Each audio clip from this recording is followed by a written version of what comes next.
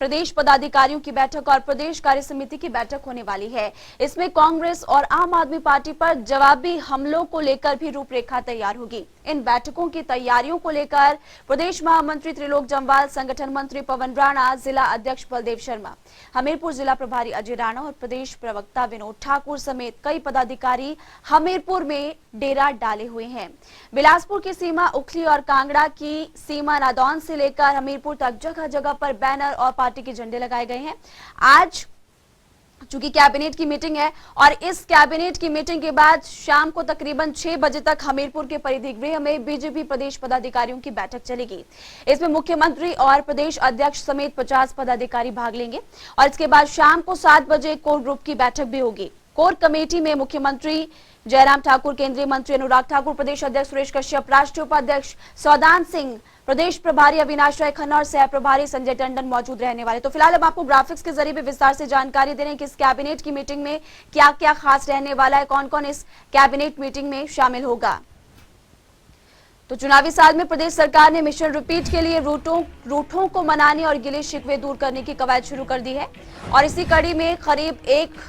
दशक के बाद 6 और 7 जून को पूर्व मुख्यमंत्री प्रेम कुमार धूमल के गृह जिला में हिमाचल बीजेपी प्रदेश कार्य समिति की बैठक रखी गई। इसी की जानकारी आपको ग्राफिक्स के जरिए हम दे रहे हैं। पूर्व में साल 2011 में हमीरपुर में प्रदेश कार्य समिति की बैठक हुई थी। दरअसल कुछ दिन पहले हिमाचल कांग्रेस प्रचार समिति के अध्यक्ष सुखविंदर सिंह सुक्खू ने हमीरपुर के गांधी चौक पर आयोजित रैली के दौरान जयराम सरकार पर निशाना साधते हुए कहा था कि 2 बार के मुख्यमंत्री धूमल की वर्तमान सरकार में बेकदरी हो रही है और सुक्खू के इस बयान के बाद प्रदेश भाजपा में काफी हलचल है और यही कारण है कि प्रदेश में बयानबाजी तो हो ही रही, लेकिन दोनों पार्टियां जीत का दम भी बढ़ती हुई नजर आ रही है।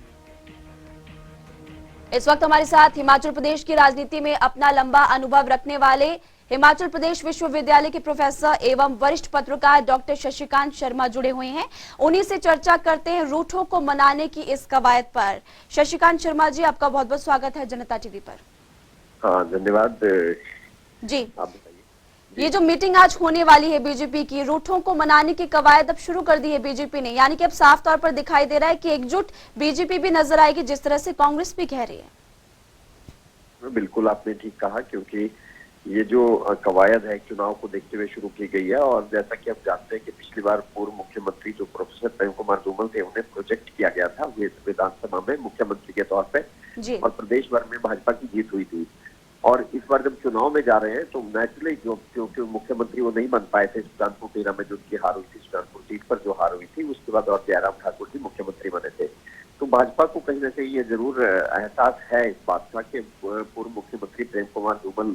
का जो महत्व है हिमाचल की राजनीति में अभी उसे नकारा नहीं जा सकता, खासतौर पर जबकि उनके बेटे अनुराग ठाकुर जो केंद्र में कैबिनेट मिनिस्टर है, उनका भी एक अपना रुतबा है प्रदेश में। तो अगर बीजेपी एकजुट नजर नहीं आएगी तो आने वाले चुनाव में निश्चित तौर पर भाजपा को इसका नुकसान झेलना पड़ सकता है। और इसी मद्देनजर जैसा आपने भी कहा कि पहली बार ये कोशिश की गई है कि इन सबको हमीरपुर में इकट्ठा करके एक तरह से एक एकता का ऐसा संदेश जनता में दिया जाए कि ताकि अगले चुनाव से पहले लोगों के मन में यह भ्रम पैदा ना हो कि भाजपा में इस बात को लेकर मनमुटाव है या भाजपा सत्ता में आने के लिए आपस में ही किसी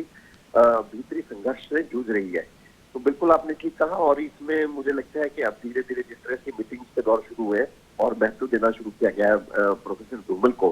तो आने वाले समय में उन्हें प्रचार के लिए भी तैयार किया जाएगा ताकि वो प्रदेश का दौरा कर सके और मौजूदा सरकार को रिपीट कराने के लिए अपना अहम योगदान इस प्रदेश में दे सके। जी, बीजेपी की बात तो हो गई, लेकिन कांग्रेस की अगर बात की जाए शशिकांत शर्मा जी, तो लंबे समय से कांग्रेस गायब दिखाई दे रही थी, लेकिन अब जाकर एक्टिव हो चुकी है और इसी को लेकर बयानबाजियों का दौर भी जारी है। हाल ही में मुकेश अग्निहोत्री की तरफ से कह दिया गया कि बाबुल की दुआओं की जरूरत है जयराम ठाकुर को। देखिए, पुराना अनुभव रहा है हिमाचल में और इसी वजह से कांग्रेस जो है उसके हौसले थोड़े बड़े हुए हैं और 4 सीटों पर जो चुनाव कांग्रेस ने जीता है उसने निश्चित तौर पर उसके अंदर एक नई जान फूंक दी है। एक ऑक्सीजन का संचार उसके अंदर ऐसा हुआ है कि जैसे एक पूरे देश में जो मृत प्राय नजर आ रही है आपको कांग्रेस, हिमाचल में वो एक जोश में भरी पूरी नजर आ रही है। उसका कारण सिर्फ ये है कि हिमाचल का जो राजनीतिक इतिहास है, जैसा कि आप जाने, भारी कोशिश के बावजूद अभी तक कोई भी पार्टी, बेशक वो वीरभद्र सिंह के नेतृत्व वाली कांग्रेस रही हो या फिर पूर्व मुख्यमंत्री प्रोफेसर प्रेम कुमार धूमल या पूर्व मुख्यमंत्री शांता कुमार के नेतृत्व वाली भाजपा रही हो, कोई भी पार्टी हिमाचल में यह इतिहास नहीं रच पाई कि वो यहाँ पर सरकार को रिपीट कर सके। और इसी इतिहास के चलते कांग्रेस को यह उम्मीद है कि जितने बीजेपी के विधायक हैं और जितने मंत्री हैं, उनके खिलाफ अगर जनता में कोई रोष है तो वो उसको कैच करना चाहती है। और इसी वजह से कांग्रेस ने अभी ये शुरू कर दिया है कि प्रतिभा सिंह को राजा वीरभद्र सिंह के परिवार के विरासत के तौर पर आगे लाया गया है, और साथ ही मुकेश अग्निहोत्री जैसे एग्रेसिव नेता को और सुखविंदर सुक्खू जैसे युवा नेता को उन्हें आगे रख के वो पार्टी अपनी पूरी प्रचार की रणनीति बना रही है। और अगर आप देखें, इसके ध्यान से देखें तो प्रतिभा सिंह ने अपना नाम भी बदल लिया और वो अब प्रतिभा वीरभद्र सिंह के तौर पर लोगों के बीच जा रही है। जाहिर है कांग्रेस को इस बात का पूरा एहसास है कि वीरभद्र सिंह को इस बार के मतदाता के बीच में अगर उनके नाम को हम लेके जाएंगे तो मतदाता पुरानी वीरभद्र सरकारों के बलबूते पर कांग्रेस को वोट देगा। और कांग्रेस अगर ढंग से अपना कार्य करे तो मुझे लगता है कि कांग्रेस के लिए अपनी स्थिति को मजबूत करना मुश्किल नहीं होगा। ठीक है, आखिरी सवाल मेरा आपसे, क्योंकि बीजेपी की बात भी यहाँ पर हो गई है, कांग्रेस की बात भी हो गई, आम आदमी पार्टी की अगर बात की जाए, चूंकि आपका लंबा अनुभव है हिमाचल की राजनीति में, तीसरे विकल्प को हमेशा नकारा गया है, आम आदमी पार्टी को आप कहाँ देखते हैं? देखिए महिमा, आम आदमी पार्टी की जो परफॉर्मेंस है मुझे लगता है कि वो पूरी तरह से अब इस हद तक आती जाएगी कि पंजाब में वो किस तरह का काम करते हैं, क्योंकि हिमाचल बिल्कुल पंजाब से सटा हुआ प्रदेश है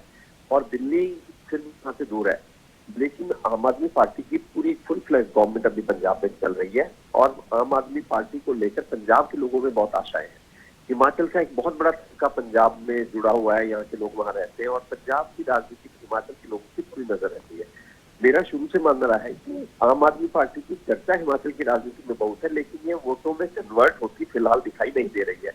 मुझे नहीं लगता कि आम आदमी पार्टी की मजबूती और जो उसकी एक राष्ट्रीय स्तर पर आम आदमी पार्टी की जो स्थिति है वो अभी कहीं वोटों में कन्वर्ट हुई है। तो पंजाब में क्या स्थिति रहेगी, जिस तरह से पंजाब में सरकार चलेगी, अगर ये एक सक्सेसफुल मॉडल के तौर पर पूरे देश ने इस चीज को मान लिया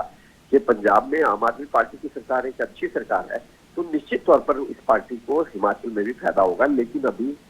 इसके लिए अच्छा खासा वक्त है, मुझे लगता है कि 2-4 महीने और बीत जाएंगे तो उसके बाद इस बारे में कुछ कहा जा सकेगा। ठीक है, आज की अगर बात की जाए, जो मीटिंग होने वाली है बीजेपी की, क्या लगता है कि एकजुट हो जाएगी अब बीजेपी? जो अंतरकला अंदर ही अंदर दिखाई देती थी, क्या वो खत्म हो जाएगी? देखिए महिमा, कभी भी ये संभव नहीं हो पाता किसी भी पार्टी में। राजनीतिक दल, राजनीति अगर देखा जाए तो राजनीति नाम की इसलिए राजनीति है कि आप एक दूसरे के साथ भी राजनीति करते हो, पार्टी के अंदर भी राजनीति करते हो और पार्टी के बाहर भी राजनीति करते हो। तो राजनीति जब तक जिंदा रहेगी तब तक मुझे नहीं लगता गुटबाजी कभी खत्म होगी। और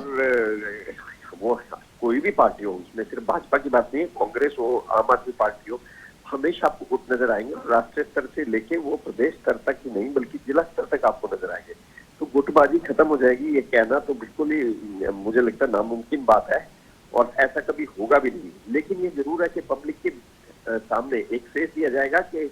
जयराम ठाकुर जी को अगला मुख्यमंत्री अगर हम पेश कर रहे हैं तो प्रोफेसर धूमल उसको सपोर्ट कर रहे हैं और उसी की कवायद ये शुरू की गई है जो हमीरपुर में आज आपको दिखाई दे रही है। और जैसा कि आपने खुद कहा कि हमीरपुर का को इस स्थान का चयन करना जी, ये अपने आप में पार्टी की इस रणनीति को दर्शाती है कि आने वाले समय में पार्टी ये संदेश देना चाहती है कि धूमल जी की बैकअप के साथ जयराम ठाकुर को मुख्यमंत्री बनाया जाएगा। जी, आपका बहुत बहुत शुक्रिया बातचीत करने के लिए, चर्चा करने के लिए इस पूरे मुद्दे पर। तो आपने देखा कि अब ये बैठक होने वाली और 2 दिनों तक मंथन यहाँ पर चलेगा, चिंतन चलेगा भारतीय जनता पार्टी में और चुनावों को लेकर रणनीति बनाई जाएगी। कई बड़े चेहरे इसमें शामिल होने वाले हैं।